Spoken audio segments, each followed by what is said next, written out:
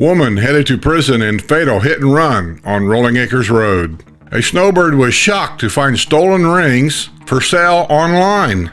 The villager that was found sleeping at a square is released from jail and was allowed to go home. A caretaker charged with ripping off a villager suffering from dementia. AAC golf maintenance budget is expected to soar by 40% next year. A villager helps police nab his daughter who stole his pickup truck. A 94-year-old villager's wild ride ends with a crash into an ambulance. The villager banned from all Walmart locations after shoplifting spree of $891. An opening date announced for the new Home Depot at Wildwood Crossing. How many holes in ones of golf did we get this week? Letters to the editor. This and more coming up.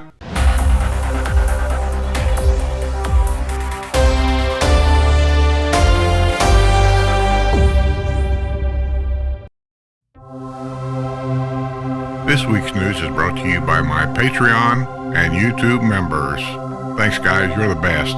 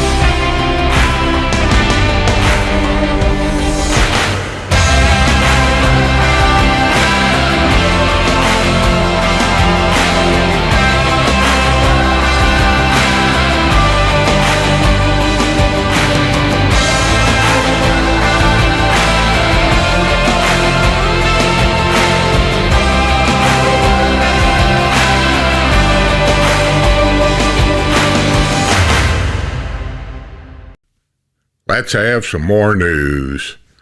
Got some updates. I want to get them out of the way. Some of them you'll remember. If you're new to watching the news here on Friday, then you got some catching up to do. Oh yeah, this shirt. I don't know if you guys can see it or not. Somebody sent me this shirt. I love it. I love it. I do. Updates. This one goes back probably a year ago. A hit and run on Rolling Acres Road. The person she had hit died. Now it's time to pay the price. A woman is headed to prison after a hit-and-run crash on Rolling Acres Road that killed a 40-year-old pedestrian. Tara Renee Shizzle, 32 of Lady Lake, pleaded no contest on Monday in Lake County Court to a charge of leaving the scene of an accident involving death and leaving the scene of an accident involving serious injury. The former Lake Center for Rehab physical therapist assistant has been sentenced to 3 years in state prison to be followed by 3 years of probation. Court records indicate the prosecutor's office waived a 4-year minimum mandatory sentence as part of the plea deal. A charge of insurance fraud was also dismissed as part of the plea deal. And that's her updates. Let me ask you guys a question. I kind of have a problem with it. I understand why they're doing it, so I don't need an education in that. But you agree with plea deals? To me, it's almost like we're negotiating the law. This one goes back a few months too. A villager has been ordered into anger management after an attack on a dog walker over politics. That's ridiculous.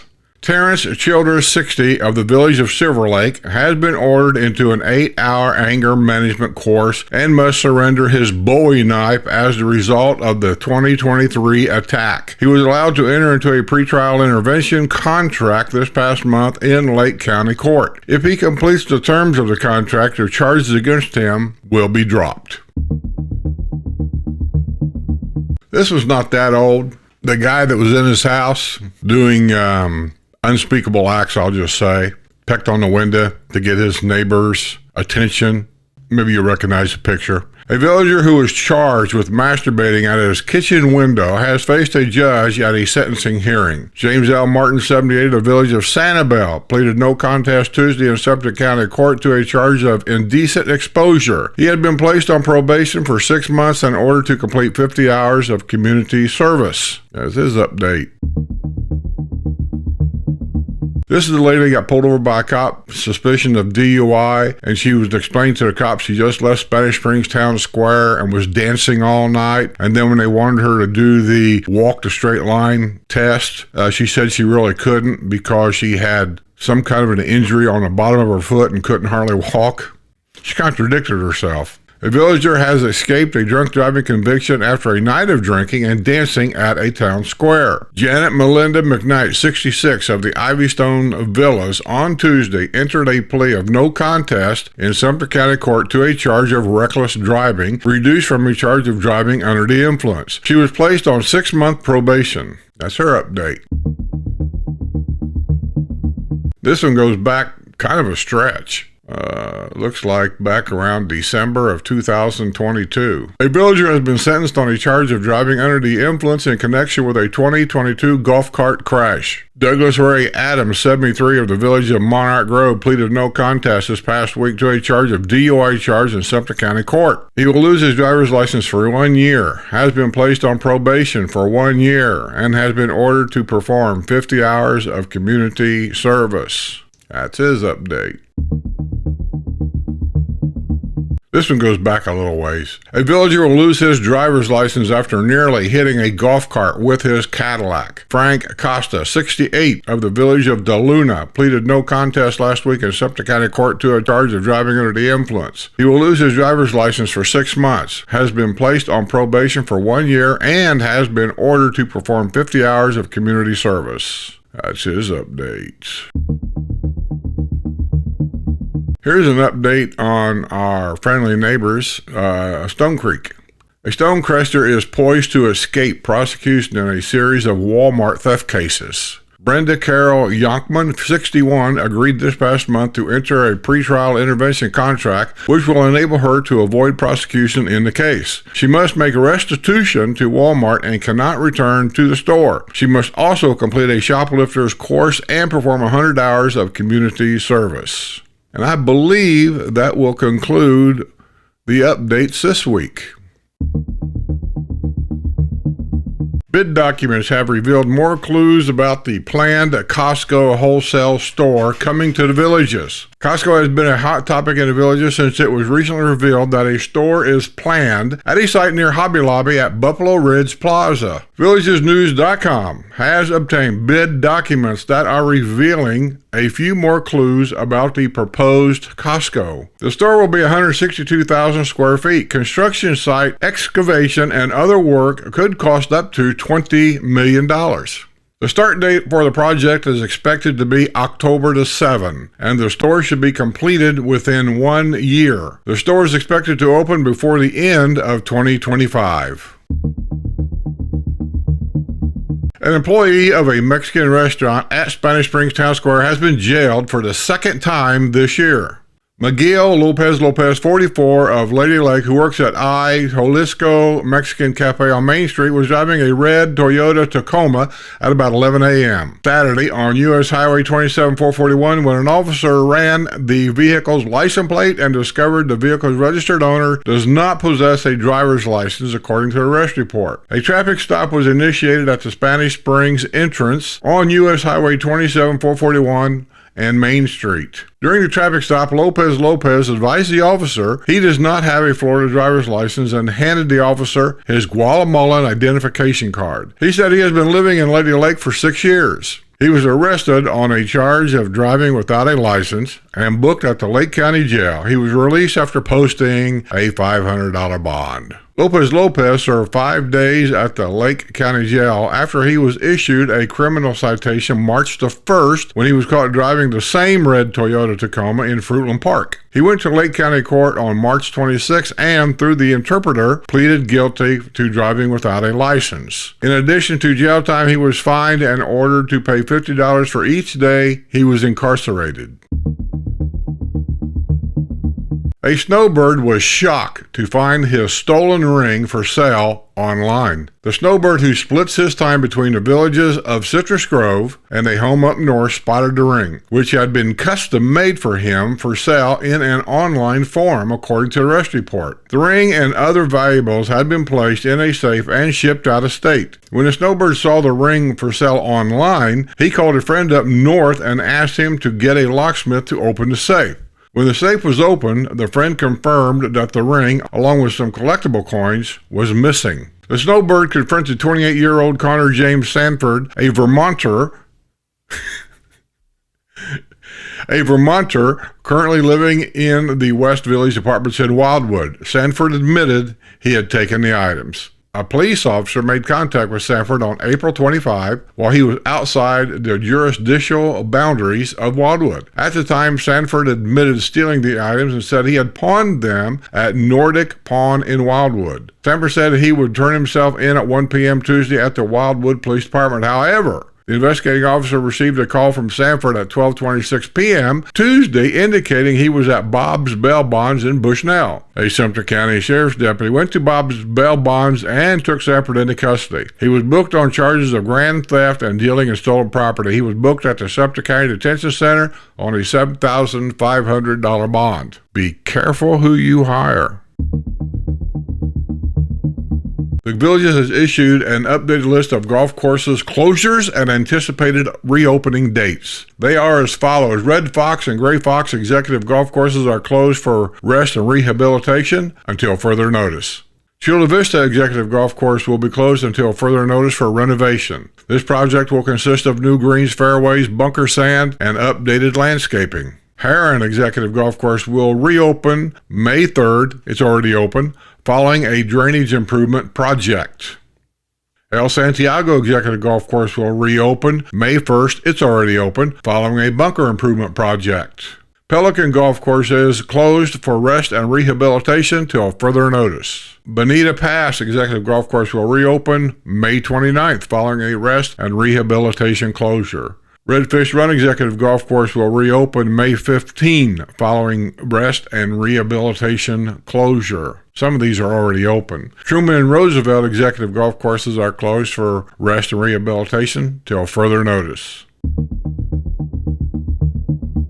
Villagers living near hole number 4 of the Heron Executive Golf Course watched the disappointment Thursday as a contracted forklift in a cow pasture quality sod on the eve of the course's reopening. 2 years ago, residents of the village of Sunset Point neighborhood were promised an expedited remedy of the constant flooding and the accompanying stench and mosquitoes. The course is rescheduled to reopen Friday. However, residents say the promises from the project-wide advisory committee have fallen far short. The sod that was being put down on the golf course behind their homes was sloppy and falling apart as it was hauled in by the fork truck driver. Residents said if a homeowner had been out of compliance and put down this type of sod, it would have never passed muster with community standards. In other areas, the previous sod was scraped off and the barren earth had been covered with pine straw. An underground pump system had been installed, but on Thursday the pump did not appear to be activated, although a temporary pump had been set up. Residents are still scratching their heads over the enormous metal control box that has been installed near the pump. We might as well put a bullseye on it. Golfers will be hitting that big metal box, and we will be living with the noise, said resident Tim Collins, who has appeared many times before PWAC pleading for the job to be done properly. Collins said he was informed that the height of the large metal control box was dictated by a 100-year flood plan. However, Collins and other neighbors pointed out that the transformer relaying power to the panel channel is lower and the transformer will be underwater in the event of a 100-year flood. I sympathize on both sides here. They promised something 2 years ago. Think about this, the smell, mosquitoes, all this kind of stuff. 2 years before they finally decided to do something. And then what they did, they half-assed it. Where's the project-wide advisory committee manager? Why ain't he out there checking this over during the installation of all this? Why isn't he approving this stuff? Some of these projects they do around here, I think they pretty much depend on reliability of the contractor. We trust that guy. He said he's going to do it. We trust that he will do it. I don't trust any of them. I'd be standing out there looking at everything, and I'd approve that skid of grass, and I would not approve that skid of grass. I mean, that's just what I would do. I don't see the big deal. It's your job.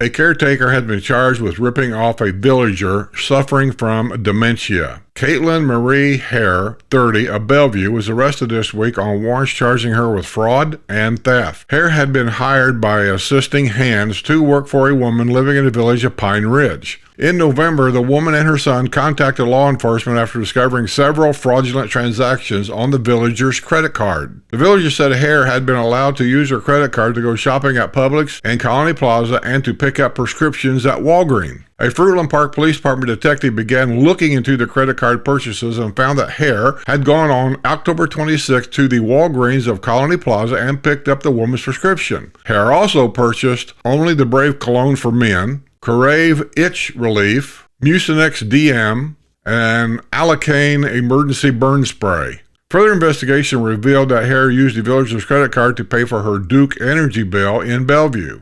In addition, Hare ordered rings from Amazon, and a detective found photos on social media of Hare and her boyfriend showing off the rings. During an interview with police, Hare claimed that she and the villager had a mother-daughter relationship and claimed the villager volunteered to pay her utility bills. She has dementia. You can't do that.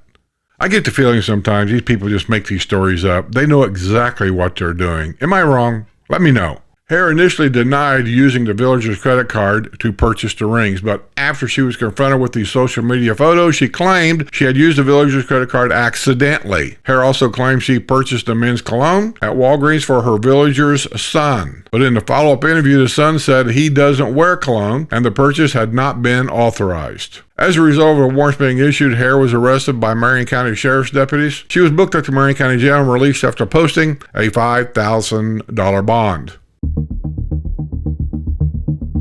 A South Carolina man was arrested in an unregistered, uninsured vehicle near the entrance gate in the Villages. Alfonso Alvarez Chavez, 45, of Greenville, South Carolina, was driving a black Nissan Versa at 8:45 a.m. Thursday at US 301 and Marsh Bend Trail near the entrance to the village of DeLuna when an officer noticed the vehicle had a vanity tag that said test drive but did not have an actual license plate. The officer asked Chavez where the car's license plate was, and he said he just bought the vehicle and has not registered it yet. The officer ran a check and confirmed the vehicle was not registered in any of the 50 states. The vehicle was also uninsured. Chavez was arrested on charges of driving an unregistered vehicle that was uninsured. The native of Mexico was booked at the Sumter County Detention Center on a $300 bond.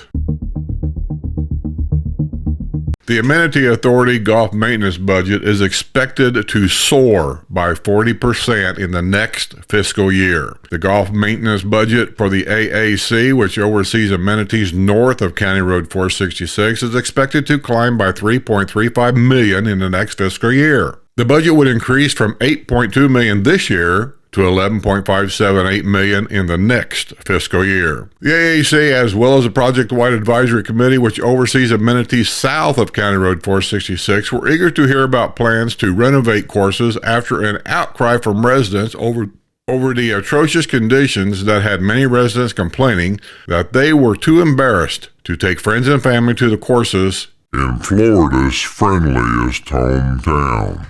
The AAC will be taking a hard look at the reality of the numbers when its members meet at 9 a.m. Wednesday at Savannah Center. One of the chief drivers of the increase of the AAC golf maintenance budget is the proposed maintenance building to be constructed at the Mira Mesa Executive Golf Course. Originally estimated to cost $1.5 million, the price tag now has climbed to $1.706 million. According to the documents released ahead of the AAC meeting, AAC member Jim Vaccaro, already feeling the heat of the issue, announced last month that he could not support the construction of the maintenance facility. During a budget workshop earlier this year, a golf maintenance official explained that the contractor is currently parking his equipment outside overnight at Mira Mesa, which is why the building is needed. All other golf courses have facilities for storing equipment. The building would also include offices for golf officials and restrooms.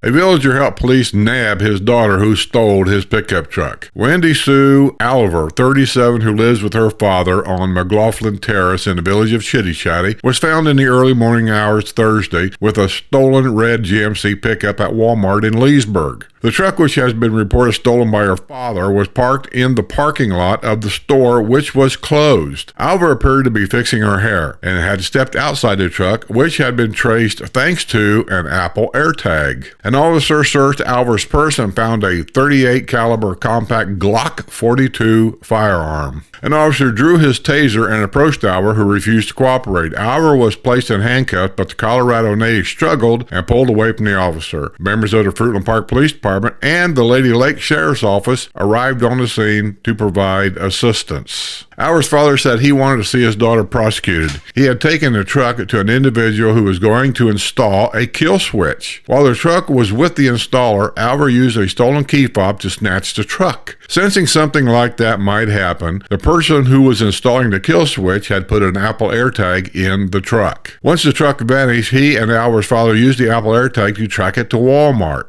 Once they saw Alver with the truck at Walmart, they called law enforcement. Alver was arrested on charges of grand theft of a motor vehicle, use of a firearm during a commission of a crime, and resisting arrest. She was booked at the Lake County Jail and released after posting a $6,500 bond. The heck's the matter with this younger generation? It's almost like they have no upbringing whatsoever. And for that, I can almost blame the parents. A 95-year-old villager wild ride ended with her vehicle crashing into the back of an ambulance. The Village of Springdale woman was transported to UF Health, the Village's hospital, after her blue 2023 Hyundai Tucson utility vehicle at 7:38 p.m. Tuesday crashed into the rear of an ambulance from the Village's Public Safety Department. The crew member driving the ambulance said that the villager had been eastbound on El Camino Real near the intersection of Enrique Drive, and she nearly caused 3 head-on collisions with the vehicle. The villager was behind the ambulance when she accelerated and crashed into the back of it. The villager told an investigator from Florida Highway Patrol that she had been released from the hospital shortly before the accident. She was suffering from a concussion and was unaware she was involved in a crash, the report said. I don't know much about concussions, but Sue had one once. I know how she was. 94 years old, in a hospital, and they release her to drive knowing she had a concussion. Does that seem right? She was ticketed on a charge of careless driving. A villager has been banned from all Walmart locations after a $891 shoplifting spree shortly before Christmas. Winifred Jane Del Grosso, 79, of the village of Bonbrook, will escape prosecution on a charge of theft following her arrest this past December. However, a judge has ordered that the New York native stay away from the Walmart stores. Del Grosso entered the store at Buffalo Ridge Plaza on December 23rd and loaded a shopping cart with more than 100 items, including champagne, beer, High Noon hard seltzer, organic raspberries, ribeye steak, sweet potatoes, celestial tea, tortillas, cutlery, and pajamas. According to the arrest report, she pushed the shopping cart out the store doors without making any attempt to pay for the merchandise. The incident was captured on surveillance. I can only assume that most people know that nowadays, no matter what store you go into or come out of, you're being videoed everywhere. So to get by with anything is getting very, very, very hard. An opening date has been announced for the new Home Depot at Wildwood Crossing. The huge new home improvement store is slated to open on May 30th. It will be the second store at Wildwood Crossing, which is located at the increasingly busy intersection of Powell Road and County Road 466A. A new CVS pharmacy opened in April at Wildwood Crossing. Home Depot is the largest home improvement retailer in the United States. In 2023, Home Depot had revenue which topped $152 billion. The Home Depot chain employs 463,000 people. Yeah, Sue and I, when we was on our ride showing you some of the new building just going around the outer edges of the villages, we showed you where the CVS is at. They were building at that time. We showed you where Home Depot was going to be at, the new Wawa, all that stuff in that same area. All of that is just on the other side of the village's property. So legally, none of that is accessible by golf cart here. A Massachusetts man was arrested after leaving the scene of a crash at the Sharon L. Morse Performing Arts Center at Spanish Springs Town Square. A woman contacted law enforcement Friday morning after her 2024 Subaru SUV was struck in the right rear passenger door by a gray Mercury Grand Marquis with Massachusetts license plate. The man driving the Mercury Grand Marquis, later identified as 66-year-old Peter Rosenquist, admitted he did not have insurance on his vehicle. The Subaru had sustained about $2,000 in damage. The owner of the Subaru attempted to obtain information from Rosenquist, but she suspected that Rosenquist had given her a bogus phone number. He backed up and began to drive away. Rosenquist's vehicle hit the woman, who had been standing behind the Mercury Grand Marquis, and he started to drive away. She did not require medical attention. Rosenquist, who was described as homeless and whose vehicle is frequently parked in the parking lot at the Sharon, was apprehended by police nearby at Page Place. He was arrested on charges of leaving the scene of an accident and driving with an expired license. He was booked at the Lake County Jail and released after posting a $1,000 bond. A woman was arrested on a charge of driving under the influence after she was found in a vehicle with a shredded tire. Alice Lee Seibert, 52, was found in a black 2019 Jeep Cherokee with Alabama license plates in the early morning hours Saturday in the area of St. Charles Place and Pennycap Drive in the village of Pennycap. The vehicle's hazard lights were flashing and the front driver's side tire was completely ripped away from the rim. Seibert was slurring her words and bad bloodshot eyes. She claimed she had consumed 3 glasses of wine over a 6-hour period. An empty 15-milliliter bottle of Pinnacle vodka was found in the center console of her vehicle. A criminal history check revealed Seibert had been convicted of DUI in 1996 and in 2003, both in the state of Georgia. Seibert refused to provide breath samples. She was arrested on a charge of driving under the influence and booked at the Sumter County Detention Center. She was released after posting a $500 bond. I don't want to say anything, but when you lie like that, it's just obvious. What you say, she had 3 glasses of wine in 6 hours. That's 1 glass of wine every 2 hours. Look at this. She's wasted. Look at this. Look at her eyes. She can't keep moving. They're all bloodshot. She's red in the face. She is wasted. 3 glasses of wine in 6 hours. I'm not even a cop. I wouldn't fall for that. A Dale Webb Spruce Creek man riding a dirt bike fled across the county line to evade arrest while being chased by a Marion County Sheriff's deputy. Kyle Frederick Klug, 42, who lives at 9029 Southeast 13th Loop in the gated community of Summerfield, was riding an unregistered dirt bike at 3:45 a.m. Sunday on Southeast Highway 42, according to the arrest report. A deputy attempted to initiate a traffic stop because the dirt bike did not have proper lighting and did not have a license plate. Well, look at this guy. All you got to do is look at him and you can just know that whatever he's doing, he's up to no good.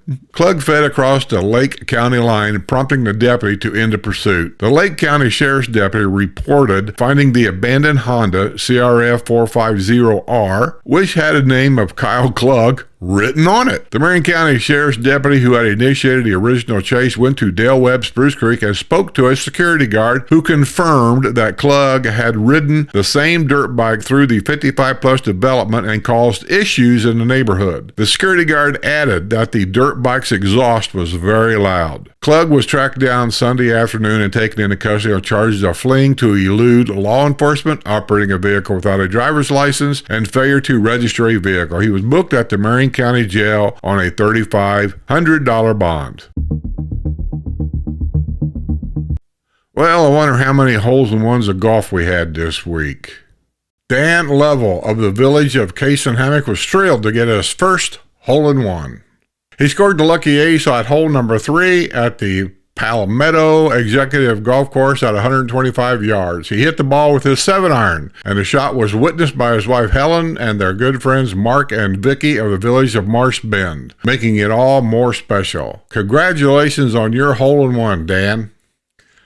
A villager was thrilled to get 2 holes-in-one after a 60-year drought. Charlie Cox of the village of McClure got his first lucky ace March 30th at the Mangrove Executive Golf Course. It was his first ever hole-in-one after golfing for 60 years. Imagine his surprise when he scored a second lucky ace on April 27th at hole number 2 at the Okeechobee Executive Golf Course. It was at 111 yards and he used a pitching wedge. Congratulations on your hole-in-one there, Charlie, or your hole-in-2?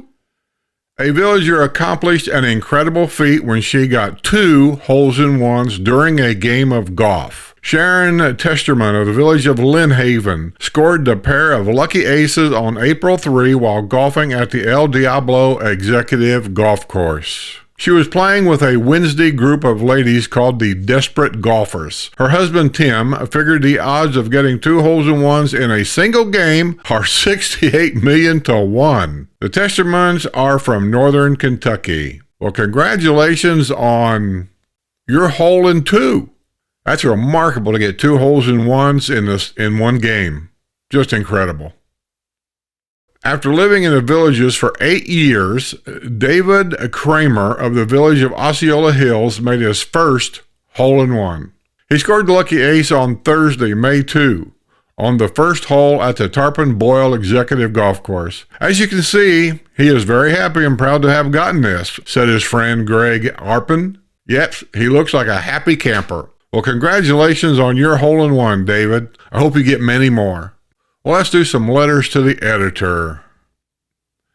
With so many people complaining about some of the executive courses being in bad shape, I can't help but wonder what might contribute. I live on the Mira Mesa course, which recently reopened, and have seen everything from someone bringing a bucket of balls out to the fairway with their kids and grandkids to hit balls like it was a driving range to people practicing chipping and putting and letting young kids who can barely hold clubs hit balls. Many just plain ignore the fact that the course is closed and just help themselves to a round of golf. Everyone has been told it is after hours and the courses are closed, but couldn't care less and continue to play. We even had a guy challenge us to call the police. I watched 3 separate people tee off. One was a walker and stayed on the green for putting practice. Closed means nothing anymore, certainly not to the entitled. Is this not trespassing? We need better management of closed courses. That's sent in by Lori Hernandez from the village of Mira Mesa. To the editor, the biggest problem is we add residents and not enough golf courses. We moved here 10 years ago. When the snowbirds were here, the population was 50 to 60,000, with all the golf courses on the north side of State Road 44. Now the villages has added 100,000 more in population, but not enough golf courses. It is ruining the reasons people have chosen the villages. The solution to the golf course problem is stop building more homes and build more golf courses. That's sent in by Bev Zielinski, the village of St. James. Well, Bev, what you say is absolutely correct. I'm not going to argue a bit. But you can't blame the villages. And that's where you're wrong. The village, when you say the villages, I assume you mean a developer and his offices. The villages is the name of a city. So if you're talking about the developer and his offices, their job is they buy land, they develop it, and then they sell the homes on that land and anything else that they got their fingers in. And that's how they make their money. If you want the building to slow down, who does he get the permission from to build all these homes? He just don't decide to build them. Wildwood Commission gives him permission to build these homes step by step. That's where your argument is. You need to go to the Wildwood Commission and plead with them to slow down this building, if that's what you want. But I'm going to tell you right now, it's a very, very, very slim chance to none that they're going to do any of that because tax dollars. More houses they build here, more tax revenue they get. That way they can go around and pat each other on the back all day. Look what we done to Wildwood. Look how much money we made. Look at the new police department we done. We get reelected with those kinds of things. And that's going to be your problem. Well, I think that's going to be the news this week. I hope everybody enjoyed it. I know I do. Please subscribe and then hit that thumbs up for the video. That means a lot to help the channel out. Share the video. There's a share button down below every video. Hit that share button and share it on your social media. Send it to your Facebook page. Send it to your TikTok page. Whatever you've got, share it with your social media. Get your friends to subscribe to my channel and watch my news or watch some of my videos. It all helps to help the channel grow. Have a great weekend. Weather here is hot. It's going to be hot now for the rest of the summer. It's in the 90s every day. Sue and I and Buddy, we'll see you guys later on. So beware, be safe, stay alert. I'll see you on the other side, and don't leave that key in the golf cart.